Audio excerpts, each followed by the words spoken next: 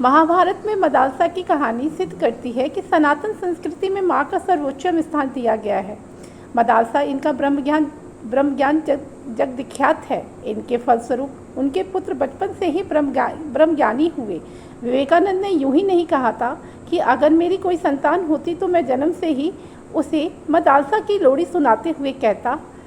मदालसा जब गर्भवती हुई तो वह उपासना में अधिक समय देने लगी। समय पाकर संस्कारी पुत्र हुआ। शिशु जब रोता था तो उसे वेदांत ज्ञान से पूर्ण लोरी सुनाते हुए कहती थी, तू शुद्ध है, तू निरंजन सर्वदा है, संसार माया से रहित है। इनके पुत्र अलर्क ने अपने दोनों नेत्र दान किए थे।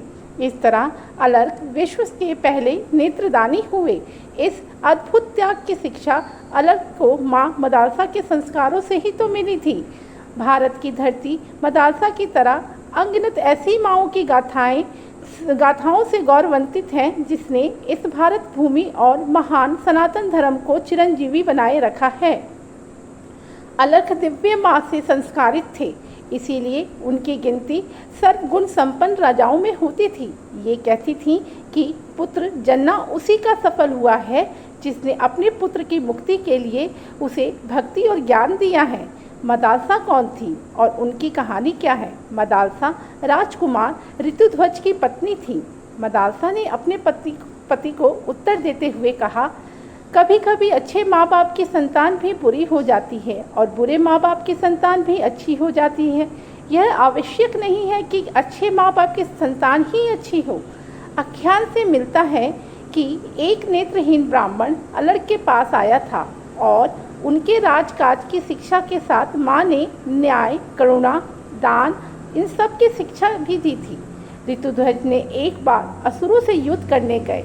युद्ध में इनकी सेना असुर पक्ष पर भारी पड़ गई थी। ऋतुध्वज की सेना का मनोबल टूट जाए, इसीलिए मायावी असुरों ने ये अफवाहें फैला दी कि ऋतुध्वज मारे गए हैं। ये खबर सुन ऋतुध्वज की पत्नी मदालसा तक भी पहुंची तो वह गम को बर्दाश्त नहीं कर पाई और इस दुख में उन्होंने अपने प्राण त्याग दिए। इधर असुरों पर विजय प्राप्त कर जब ऋतुध्वज लौटे तो वहां मदालसा को नहीं पाया। मदालसा के गम ने उन्हें मूर्छित कर दिया और राजकाज छोड़कर वह अपनी पत्नी के वियोग में विक्षपतों की तरह व्यवहार करने लगे। ऋतुध्वज के एक प्रिय मित्र थे नागराज।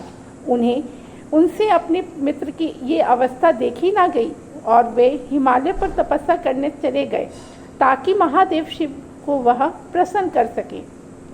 शिव प्रकट हुए और वरदान मांगने को कहा तो नागराज ने उनसे अपने लिए कुछ ना वर मांगकर अपने मित्र ऋतुध्वज के लिए मदालसा को पुनर्जीवित करने की वर मांगा।